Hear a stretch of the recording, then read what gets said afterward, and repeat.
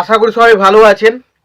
তো বন্ধুরা, এখন যে বিষয়টা নিয়ে কথা বলবো তো সেটা হলো মিঠুন চক্রবর্তীর আপকামিং সিনেমা, যেটার নাম হচ্ছে the daily files Bengal chapter 1। তো সেই ছবিটাকে নিয়ে এখন কথা বলবো। তো সেই ছবির একটা ছোট্ট টিজার বেরিয়েছে এবং সেখানে স্পেশালি মিঠুন চক্রবর্তীর ক্যারেক্টারটাকে দেখানো হচ্ছে।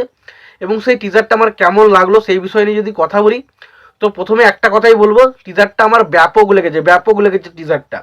এবং মিঠুন চক্রবর্তী কেন এত বড় একজন অভিনেতা সেটা কিন্তু প্রমাণ পাচ্ছি তার এই ছোট্ট একটা ঝলক, যেখানে সে একটা বৃদ্ধ বয়স্ক অভিনয় করছে এবং সেখানে সে যখন কথা বলছে তার কথা বলার মধ্যে যে জড়তা, যে আড়ষ্ঠতাটা আমরা দেখতে পাচ্ছি এবং যেভাবে সে অভিনয়টা ডেলিভার করছে তার মাধ্যমে, সেটা ব্যাপক ছিল।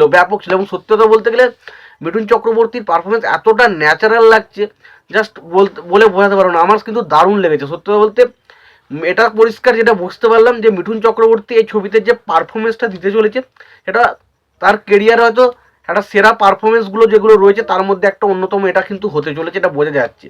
তার কারণ সত্যি বলছি, এই টিজারে তার এই একটুগুলো সংলাপ এবং এই যে হাঁটা চলা ধরন এবং তারপর যে বলার স্টাইল, সেটা সত্যি ব্যাপক ছিল।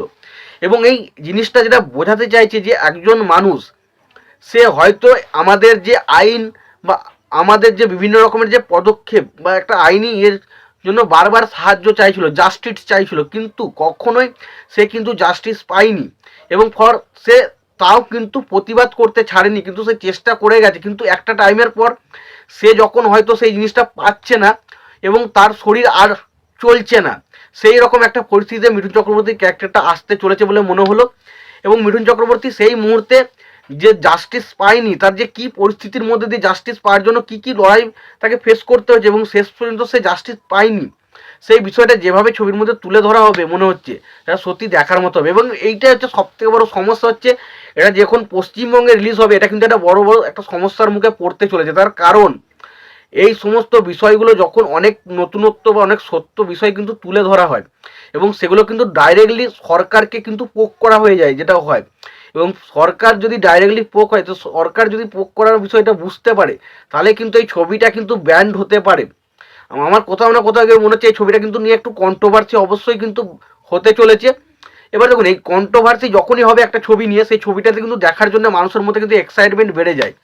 তো দেখা যাক এই ছবিটা কি মানুষ দেখে। এবং সত্যি কথা বলতে এই ছবিটা নিয়ে কন্ট্রোভার্সিতে হতে চলেছে এটা মোটামুটি আন্দাজ করা যাচ্ছে। তার কারণ ছবির যে বিষয়বস্তু বা যে কনসেপ্ট আমরা দেখতে পাচ্ছি, সেটা মনে হচ্ছে হ্যাঁ এই ছবিটার মধ্যে কন্ট্রোভার্সি হওয়ার কিন্তু চান্স রয়েছে। তবে কন্ট্রোভার্সিটা তারাই করবে যারা, আমরা তো দেখতে পাচ্ছি কীরকম একটা দুর্নীতি বা পরিস্থিতির মধ্যে আমরা আছি, এবং সেই জিনিসটা যদি সামনাসামনি হাইলাইট হয়ে যায়, সেটা সত্যি কোথাও না কোথাও কিন্তু বর্তমানে সরকার কিন্তু সেই জিনিসটা চলতে দিতে চাইবে না, এবং সেই কারণে ব্যান্ড হওয়ার চান্স কিন্তু রয়েছে। এবং ব্যান্ড হলেই কিন্তু এই ছবিটা নিয়ে কিন্তু কন্ট্রোভার্সি হবে বলে মনে হয়।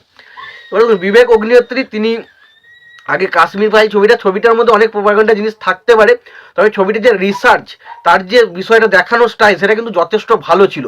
এবং আশা করছি দিল্লি ফাইল তার ছবিটার জন্য তিনি যে রিসার্চগুলো করেছেন, সেটা আশা করি তিনি বৃথা করবেন এবং ছবির মধ্যে আমরা অনেক কিছু সত্য জিনিস জানতে পারবো। এবং বিবেক অগ্নিহোত্রী এমনিতে কিন্তু একজন ভালো ডিরেক্টর, তার ছবি কিন্তু সে ভালো করে এবং তার যে অভিনয়, মানে যে অভিনয়ের জন্য যাদেরকে তাই চয়েস করেন, সেটা কিন্তু খুব ভালো পারফর্মও দেয় ছবির মধ্যে, এটা কিন্তু মানতেই হবে।